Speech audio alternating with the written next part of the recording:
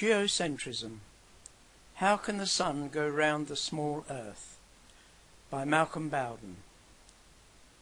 When two bodies circle one another, they actually circle around a point somewhere on the line joining their centres. This is known as the barycenter, and its position along that line depends upon their relative weights. If, say, one body is twice the weight of the other, then the barycenter will be 1/3 of the distance along the line from the larger body.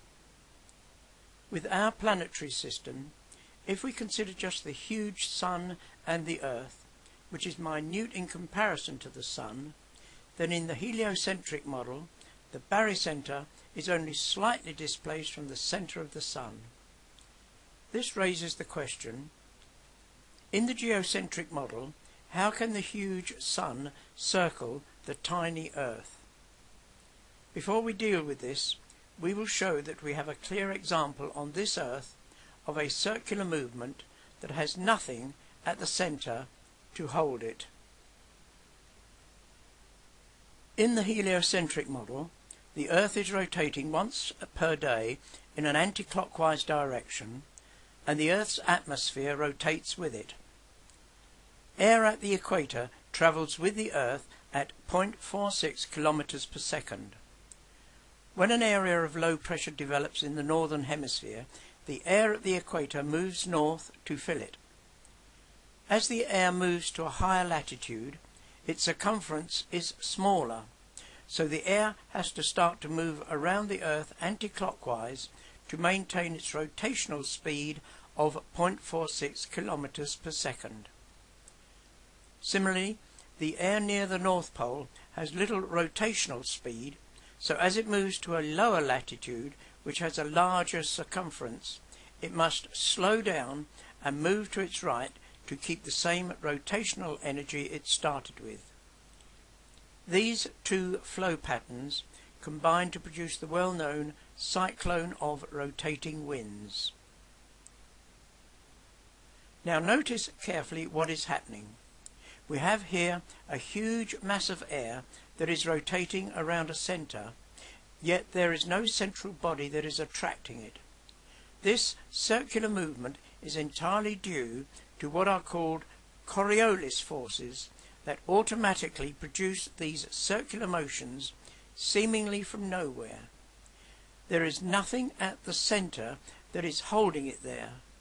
This is an important aspect of these Coriolis forces.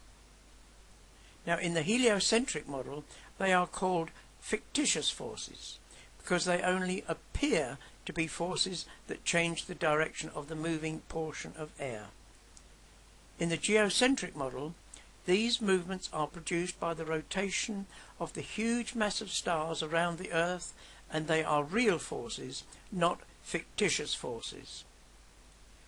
These Coriolis forces, caused by the rotation of the stars, not only produce the circular air movements in the north and south hemispheres, but also produce the oblateness of the Earth's equator and the turning of a pendulum swing at the North Pole.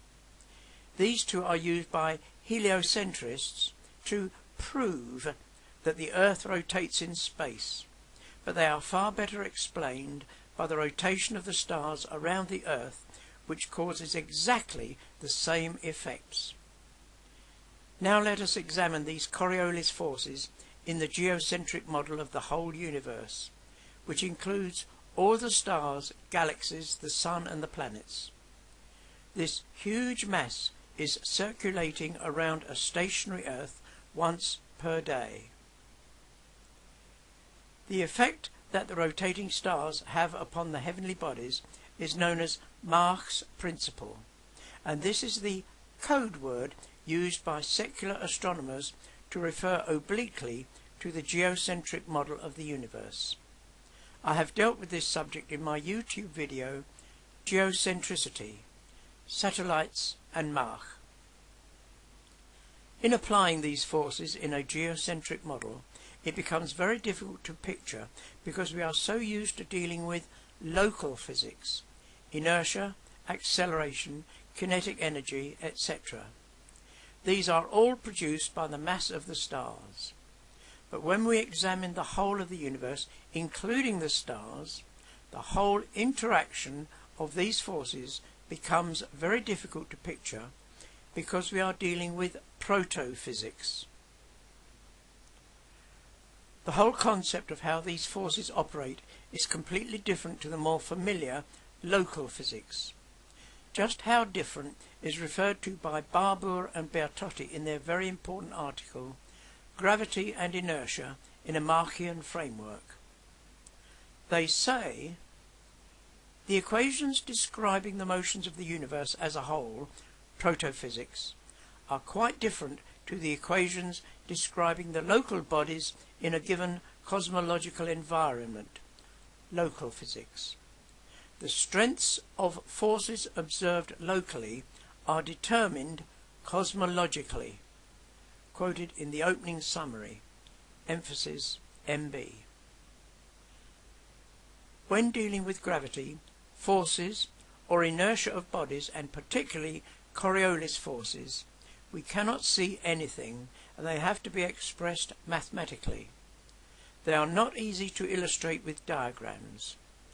All that can be done is to show the effects of such forces. It is therefore sufficient to say that cosmologists interested in the Machian principle have examined this subject of protophysics and find that they do produce exactly the complex movements that we see today in the cosmos. Barbour and Bertotti found the Coriolis forces arising out of their examination of the forces in the universe. Gerber, Lenz and Thirring found them arising from their investigations also. They find that the resulting Coriolis forces play an important part in producing the geocentric rotations of all the celestial bodies that are observed today. So accurate is the article by Barbour and Bertotti that they produced results for the precession of the perihelions for all the planets. Einstein deliberately fudged his figures to give the correct precession for Mercury, but when his method was applied to the other planets, they gave the wrong results. In fact, the orbits of binary stars with highly unequal masses do not obey Einstein's relativity maths. Physicists know this, but they just shrug their shoulders and ignore this fact. So much for the integrity of relativistic scientists. Although we cannot produce explanatory diagrams or animations in order to show how these forces operate, I refer the viewer to the following. 1. Barbour and Bertotti's article.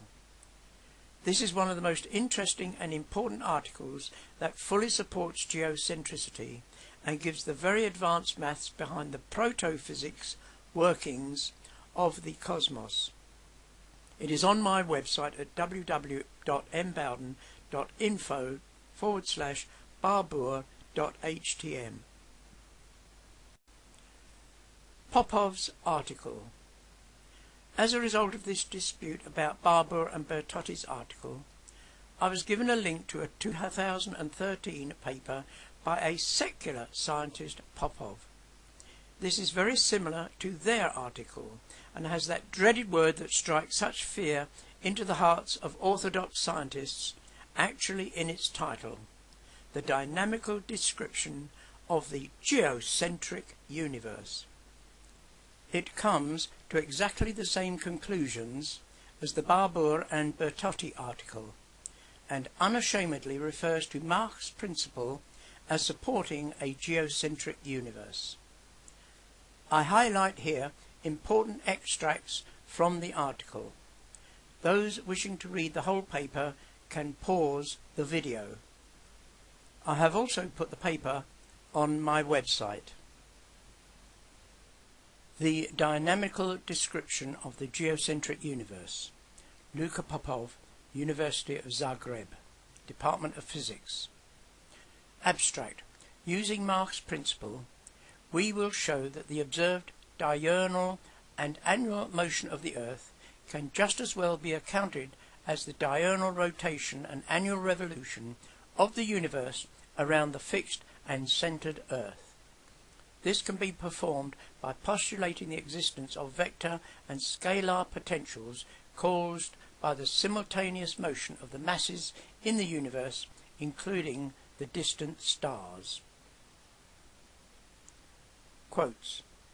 Nevertheless, the physicists and philosophers never cease to debate the various topics under the heading of Mach's principle, which essentially claims the equivalence of all co-moving frames, including non-inertial frames as well. Mach argued that if one could rotate the whole universe around the bucket, the centrifugal forces would be generated, and the concave-shaped surface of the water in the bucket would be identical as in the case of rotating bucket in the fixed universe. Mach extended this principle to the once famous debate between geocentrists and heliocentrists, claiming that both systems can equally be considered correct. Therefore, every notion of absolute motion or a preferred inertial frame, whether inertial or non-inertial, is not a scientific one, but rather a mathematical or philosophical preference, which can easily explain the annual motion of the Sun and the planets in the neo-Tychonian, i.e. geocentric, system. In the same manner, one can explain the annual motion of the stars and the observation of the stellar parallax.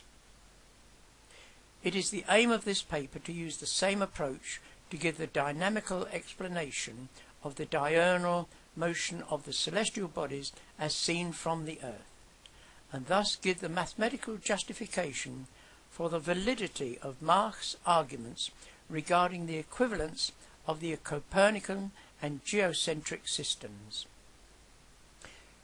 The observer can therefore conclude that the celestial bodies perform real circular orbits around the static Earth due to the existence of the vector potential A given by equation 3.1. This conclusion is equivalent to the one that claims that the Earth rotates around the z-axis and the celestial bodies don't. Using this potential alone, one can reproduce the observed retrograde motion of the Mars or explain the effect of the stellar parallax as the real motion of the distant stars in the XY plane. Emphasis MB. One can finally conclude that all celestial bodies in the universe perform the twofold motion around the Earth. 1. Circular motion in the XY plane due to the vector potential A, 3.1, with a period of approximately 24 hours, and 2. Elliptical orbital motion in the XY plane due to the scalar potential UPS 3.5 with a period of approximately 1 year. It is a matter of trivial exercise to show that these potentials can easily account for the popular proofs of Earth's rotation, like the Foucault pendulum or the existence of the geostationary orbits. If one could put the whole universe in accelerated motion around the Earth, the potentials 3.1 and 3.5 would immediately be generated and would keep the universe in that very same state of motion ad infinitum.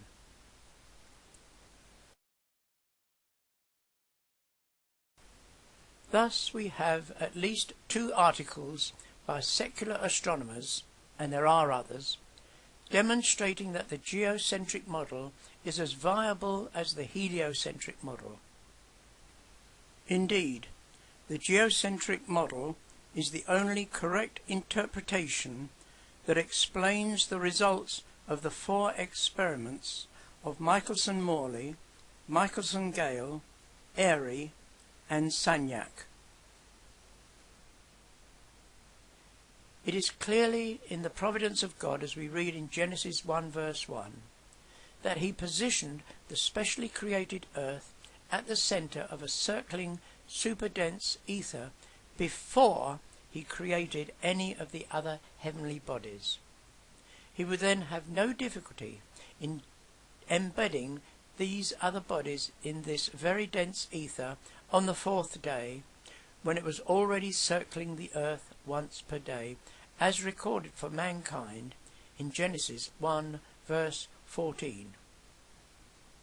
What I particularly like is the reference to the creation of the immense number, power and mass of the stars, with a delightful and casual off-hand statement, "Oh, by the way, I nearly forgot.